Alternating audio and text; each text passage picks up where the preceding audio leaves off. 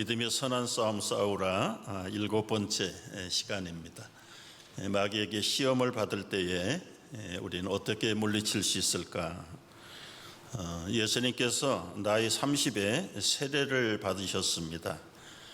그리고 물에서 올라오는 순간에 하늘에서 소리가 있었습니다. 너는 내 사랑하는 아들이라 내가 너를 기뻐하노라. 뿐만 아니라 성령이 비둘기처럼 강림하셨습니다. 성부, 성자, 성령이 삼위일체가 한 곳에서 이제 메시아의 공식적인 수행과 사역을 선포하는 선포의 현장입니다. 이 극적인 현장에서 예수님이 하나님의 아들로 이제 이 땅에서 공식적인 메시아의 사역을 선포하시는 선포식이었습니다. 공적인 사역을 수행하기 전에 주로 40일 광야에 나가서 예수님이 기도 시간을 가지셨습니다. 이 40의 숫자는 이스라엘의 역사와 매우 밀접한 관계를 가지고 있습니다. 모세가 40일 금식, 엘리야가 40일을 금식하면서 호렙산 하나님 앞으로 금식 여행을 한 적도 있습니다. 40년의 광야 생활도 특별한 메시지를 담고 있습니다.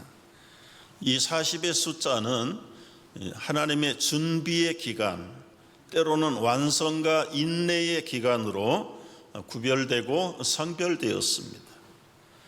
예수께서 이 메시아의 거대한 사역을 완성하고 준비하기 위해서 특별한 경건의 시간을 광야에서 갖게 되었습니다. 우리도 예수님처럼 할 수 없지만 여러분, 특별한 일이 있을 때, 어떤 비전을 놓고 결단할 때 때로는 40일은 못하더라도 4일이라도 하루라도 이틀이라도 경건의 시간을 갖고 특별히 하나님의 도움을 기대하는 시간을 갖는다면 결과는 여러분 성패를 구별하지 않고 출발 자체가 성공이요 하나님의 은혜로 시작될 줄로 믿으시고 우리의 삶에 적용할 수 있게 되기를 축복합니다. 예수님이 이 광야에서 40일을 기도하는 가운데 시험을 받으셨다. 얼핏 생각하면 메시아로 오신 예수께서 능력이 그리고 힘이 마귀보다 약해서 도전을 당하신 게 아닌가, 그렇게 생각할 수 있는 대목입니다. 그러나 예수님이 어떤 분이신가요? 절대로 마귀에게 도전을 받거나 시험을 당할 분이 아닙니다. 오늘 1절과 2절의 말씀을 잘 음미해 보십시오.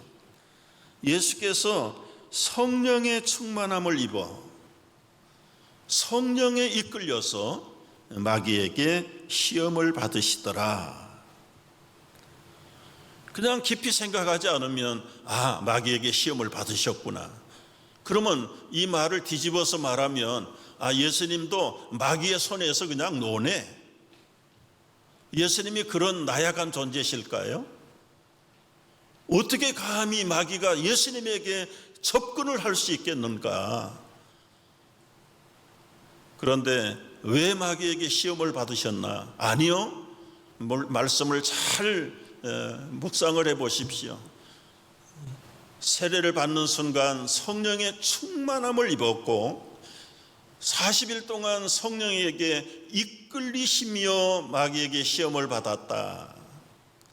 여기 이끌리시며라고 하는 말은 여러분 이미 처음 와서 ESL 클래스 다닐 때 문법들을 많이 공부했잖아요. 이것은 과거 완료가 아니에요. 한 번 성령으로 충만히 입었다 끝난 것, 그게 아니라 성령의 충만함을 입어서 앞으로도 계속해서 미완료적으로 성령 충만하심을 유지하고 그 인도하심 앞에 이끌려 가시는 예수님이십니다.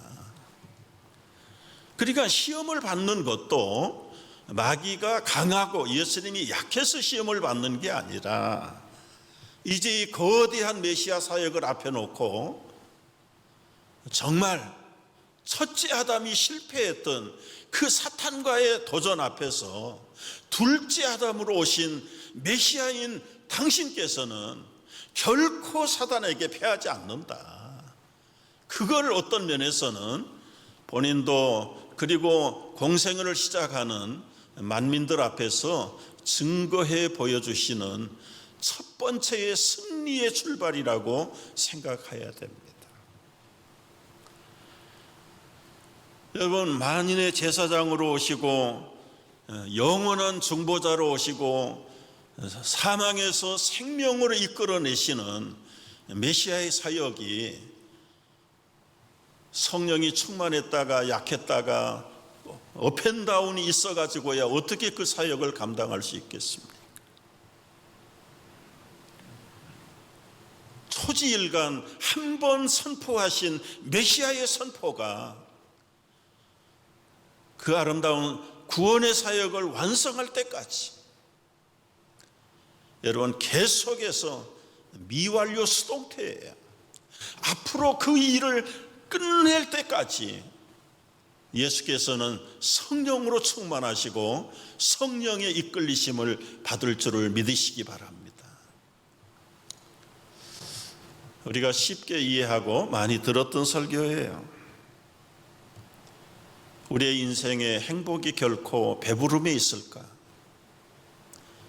단순히 우리 육체의 배를 불리는 것이 아니라 우리의 주머니를 두둑하게 불리는 것이 인생의 행복일까?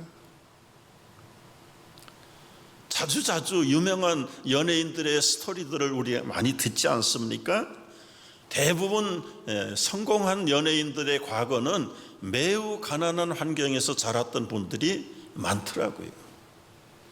가난이 지긋지긋하고 돈에 한이 맺힌 사람들이었어요. 그래서 나름대로 가능성이 있는 것을 부여잡고 거기다가 자기 목숨을 걸고 외길을 달려온 사람들, 재산도 늘리고 사업도 성공하고 때로는 연예인들은 유명도를 얻고 이제 가질 거 다 가졌어요. 조금 여유를 부리면서 여행하기 시작하고 차츰차츰 엔조이하면서 엔조이가 갬블이 되고 갬블이 투기가 되고 나중에는 투기가 모든 불법으로 이어져 가는 것에 본인들이 알면서 속고 모르면서도 속아가. 결과적으로는 정신을 차릴 때는 명예도 잃어버리고 돌이킬 수 없는 삶의 파탄자가 돼버린 다음에 돈이 인생의 종착역이 아닌 것을 이미 때는 다 지나간 다음, 여러분, 배부름은 인간의 결코 만족이 아니고 행복이 아닙니다. 왜냐하면 이 돈에 대한 욕구에 한계선이 없어. 한계선이. 그렇기 때문에 가지면 가질수록 더 갖고 싶은 것, 그게 떡의 유혹입니다. 떡의 유혹이에요. 사람들은 물을 쏟아 버리고 나서 후회합니다. 실패하고서 그때 깨닫는 것이 사람이 떡으로만, 돈으로만, 경제로만 행복할 수 없다는 사실을 그때서야 깨닫는. 수많은 인생들이 이 비참한 결과를 맛볼 것을 내다보시고 예수님은 미리 샘플이 되어주신 거예요. 그 배부름의 유혹과 돈의 유혹으로부터 성공할 수 있는 비결이 뭐냐? 떡이 우리 인생의 행복이 아니라 하나님의 입에서 나오는 말씀의 만족만이 행복의 척도라는 사실을 완전히 거기다가 못을 박아주신 겁니다. 사람이 떡으로만 사는 것이 아니라 하나님의 말씀에 복을 받아야 될 줄로 믿습니다. 두 번째 예수님 시험 당하심이 정신적인 세속적인 유혹이죠. 5절 말씀 이하를 보면은 마귀가 천하만국을 보여줍니다. 여러분, 어쩌다가 높은 타워나 아니면 산 꼭대기에 가서 그 시가지를 한번 내려다보면, 이야, 요 품에 들어오는 요것 하나 그저 내가 다 가지면 얼마나 행복할까, 얼마나 만족할까. 지금 예수님이 그 환경을 만나신 거예요. 순식간에 천하만국을 보이면서 이 모든 권위와 그 영광을 내가 너에게 주리라. 단 조건이 하나 있다. 잠깐 절만하면 다 네 것 된다. 다 네 것 된다. 여러분, 큰 거 요구하지 않았어요. 아주 작은 것 하나만 양보하면 이 모든 것을 다 얻을 수 있어요. 아주 절호의 찬스입니다. 많은 드라마의 주인공들이 그 작은 것에 굴복하지요. 그리고 나중에는 고래 입속으로 들어가는 결과를 맞습니다. 여러분, 예수님은 그 어리석은 그 비묘한 전술 전략에 속지 않습니다. 다만 하나님만 섬길 뿐이지 내가 왜 피조물인 너에게 절을 하겠느냐. 하나님만 경배해라. 이게 강하게 들리지 않는 사람들은 절을 할 가능성들이 많은 사람들이에요.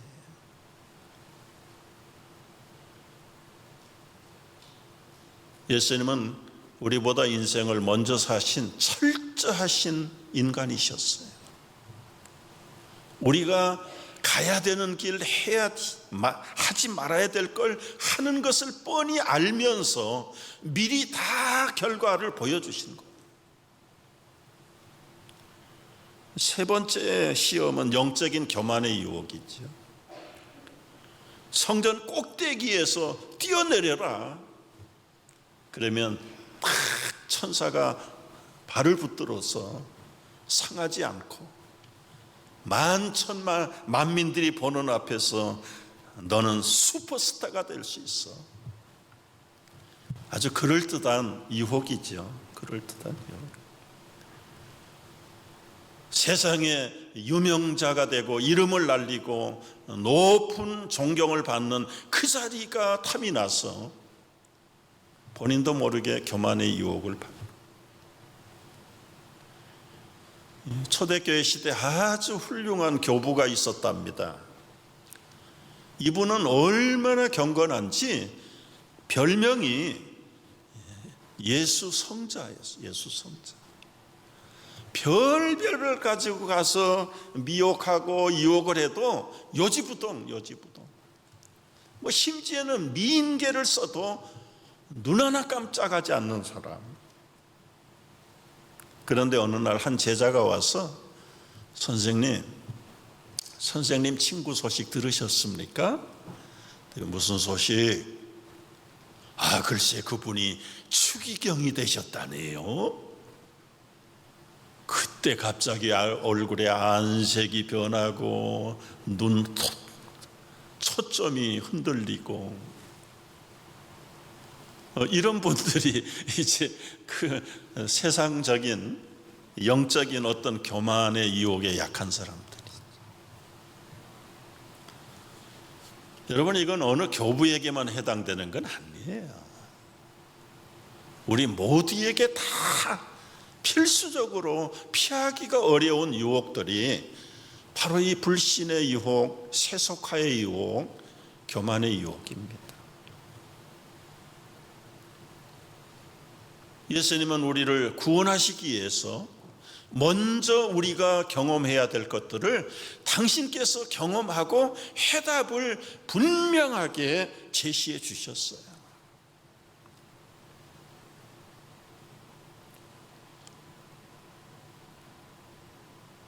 그 예수님을 흔들고 끝까지 도전하는 마귀의 속성을 우리가 한번 검토해 볼 필요가 있습니다. 이 마귀가 얼마나 간교한가. 첫째는요, 마귀의 능력, 도전, 지칠 줄 모르는 마귀. 여러분, 한 10번, 100번 하다가 끝나는 게 마귀가 아니에요. 아예 에덴 동산에서부터 시작한 이 마귀의 유혹과 도전은 이 세상이 끝나야 끝납니다. 이 세상이 끝나야 끝나요. 구약의 모든 인물들을 다 공격했어요. 한 사람도 이 마귀의 도전에서 이긴 사람이 없어, 구약에.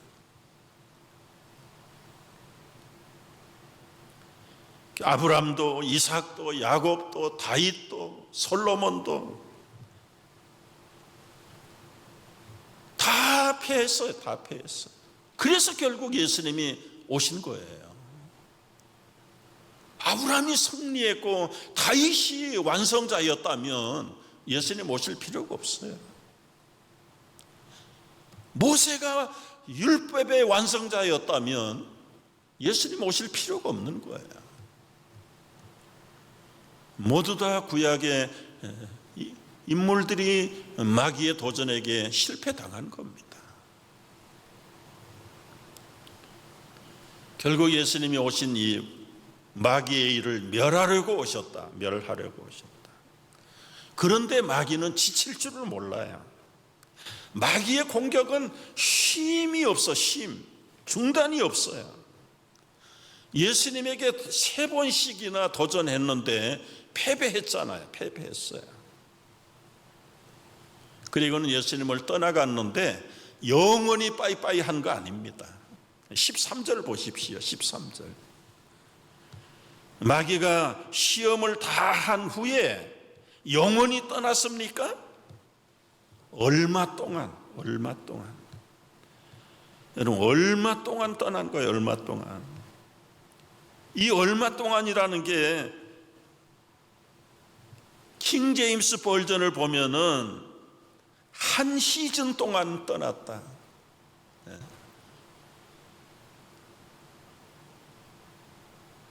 NIV 성경을 보면은 적절할 때까지 그를 떠났다. 공동 번역에는 다음 기회를 노리면서 예수를 떠났다. 여러분, 예수님이 완벽하게 물리쳤는데도 굿바이 하고 떠난 게 아니고 얼마 동안 상황이 바뀌면 다시 오겠다는 거지요. 형편이 변화가 되면 그때 만나자는 겁니다. 예수님의 공생의 기간 동안 마귀는 여기저기서 도전했어요. 사람들을 선동했다가 안 되면 병자들을 만들었다가 간지를 눕혀가지고 땅에 쓰러뜨리기도 하고, 그래도 안 통하면 바다를 요동해가지고 제자들을 위협에 빠뜨리기도 하고, 예수님이 바다를 꾸짖으셨다는 말은 여러분, 감각이 없는 자연계의 현상을 꾸짖을 필요가 없어요. 그 배 위에서 공중의 권세 잡은 마귀의 그 괴계들을 꾸짖었다는 이야기입니다.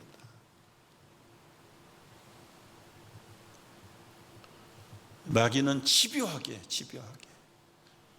결국은 예수님이 그 마귀들을 결박해서 영원한 무적행 속에 가둬버릴, 요한계시록이 끝나는 그 순간까지는 마귀들의 공격과 도전은 쉬지 않는다. 만약에 마귀의 공격을 당했다면 야고보서 4장 7절이 말한 대로 하나님께 복종하고 마귀를 피하지 말고 대적하라. 그러면 너희를 피하리라. 여러분, 마귀는 피해가지고 될 일은 아니다. 얼마나 예수님께서 아주 극단적으로 대적하라고 하셨는지요. 한 눈을 뽑아버려라. 한 팔을 잘라버려라. 두 눈 가지고 마귀에게 패배해서 지옥 가는 것보다 한 눈 빼고라도 천국 가는 게 낫지 않냐. 그 배후에는 마귀의 포기할 줄 모르는 공격과 도전이 있다는 겁니다.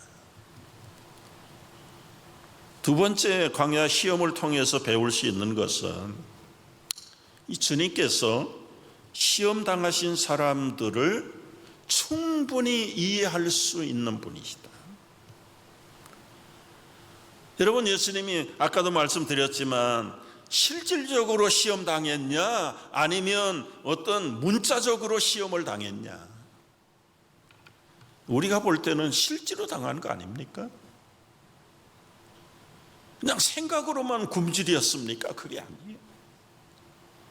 실제로 40일 동안 굶으신 겁니다. 왜요?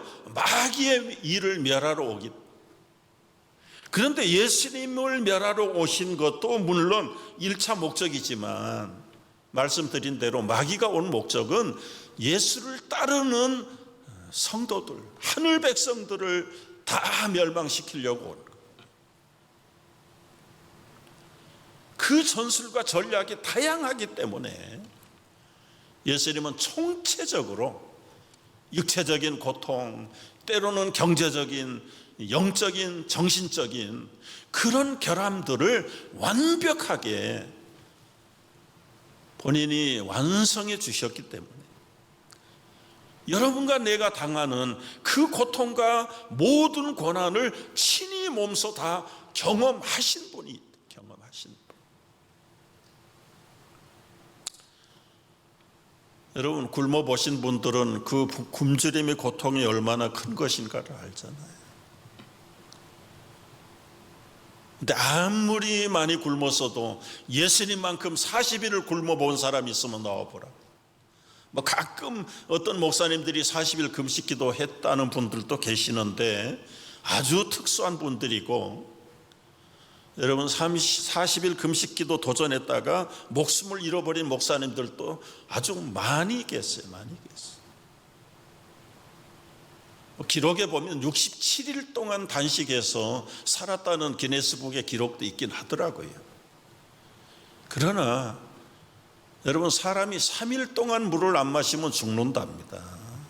30일을 굶으면 죽는데요. 맥시멈 기간이 3일, 30일. 예수님은 그걸 지나서 40일을 금식합니다. 그러니까 이 땅에서 아무리 고통을 당하고 굶주림을 당해도 예수님에게 비해 보면 비교할 수가 없어. 비교할 수가 없다. 그까짓 것 굶고 고통이라고 생각하냐? 나를 봐라. 나를 봐라. 지금 예수님이 그 자리를 만들어 놓으신 겁니다. 왜냐하면 우리의 모든 감독자가 되시는 주님께서 지상 사역을 행하실 때 우리의 변호사가 되시려면 우리 죄인들이 경험한 현장을 당신이 친히 경험해 봐야 얼마나 그 실제 상황을 아시겠는가. 육체적인 고통을 당했다, 고문을 당했다, 그렇지만 예수님만큼 육체적인 고통을 당해본 사람은 없다. 인격 모독은 그만두고라도 그 살갗을 뜯어내는 가죽 채찍에, 그리고는 날카로운 짐승의 뼈에 살점이 묻어나는, 뼈가 드러나고 내장이 들여다 보이는 그 육체의 고통을 당한 사람들이 몇 사람이나 있었겠는가. 그것도 모자라서 창으로 심장이 찔림을 받고 물과 피를 다 쏟아내시고 하나님의 버림을 받으셨을 때 해가 빛을 잃어버릴 만큼 버림받아 본 사람이 누가 있는가. 우리가 극도에 받을 그 곱하기 몇십 승을 다 해도 예수님의 그 고통을 우리는 쫓아갈 수가 없다. 그만큼 우리 인간의 최고의 맥스마이스의 고통을 다 당하신 목적이 뭔가? 이 땅에 아무리 큰 고통이라도 예수님의 고난과 고통을 본다면 우리는 어떤 면에서는 고통이 아니라 그저 소풍 가는 그것도 못 참아서 그걸 인생의 고난이라고 비관을 하고 스스로 멸망의 길을 끊어버리는 사람들이 얼마나 어리석은 사람들.